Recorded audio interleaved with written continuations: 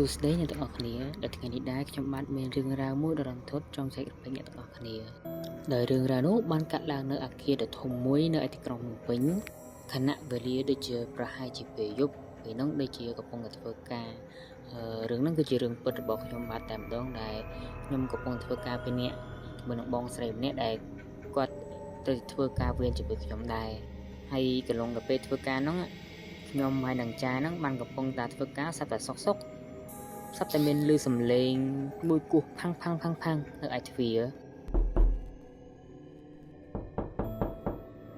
ស្រាប់តែពេលនោះចាយគាត់ក៏បានសួរមកខ្ញុំថាឧត្តមបងឯងមានឮសំឡេងអីអត់មានឮពីណាគេគោះទ្វារអត់ខ្ញុំក៏បានតបទៅគាត់វិញថាចាយឮអីខ្ញុំអត់បានឮអីផងខ្ញុំដាក់តកាសហ្នឹងស្ដាប់តែបទចម្រៀងនេះបានឮអីទេហើយគាត់ក៏តបវិញថាចាយឮមិញណាឮគោះផាំង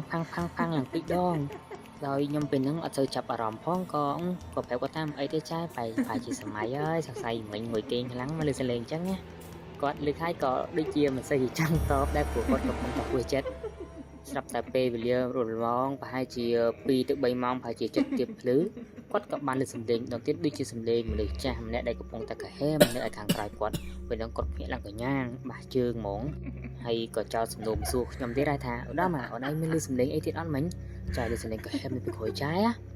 អូខ្ញុំគ្រាន់តែឮចឹងហើយខ្ញុំមានរំព្រឺរមែនតែទាំងការពិតអត់ឮអីទេអស់ព្រោះពេលហ្នឹងដាក់ការនឹងតិចស្រាប់ខ្ញុំថាចាយច្បាស់អត់ខ្ញុំទៀតអត់ឮអីផងហ្នឹងចាយស្ដាប់នោះទៀតមើលហេស្ដាប់នោះទៀតអីឮមិញហ្នឹងឥឡូវលេងឮហើយដល់ពេលហ្នឹងខ្ញុំមើលអាការៈរបស់ចាយគាត់ដូចភ្នែកសដូចភ័យភ្នែកគាត់ឡើងលៀន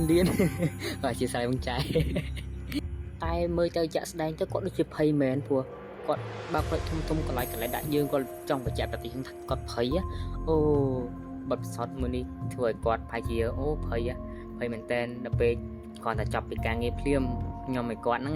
នាំគ្នាដើរទៅចោលសម្ញាំគាត់ទៅដើរដល់កន្លែងចោលសម្ញាំពុបវាក់ជាមួយនឹងអាអេរីហ្វាយពេញអាកន្លែងសម្ញាំហ្នឹងនាំគ្នាវាក់វិចបកអកសើបកមកក្រោយវិញខ្ញុំគ្នាឡើងទៅចដោយគុណណៃខ្ញុំគ្នាអូបតោប៉ុណ្ណឹង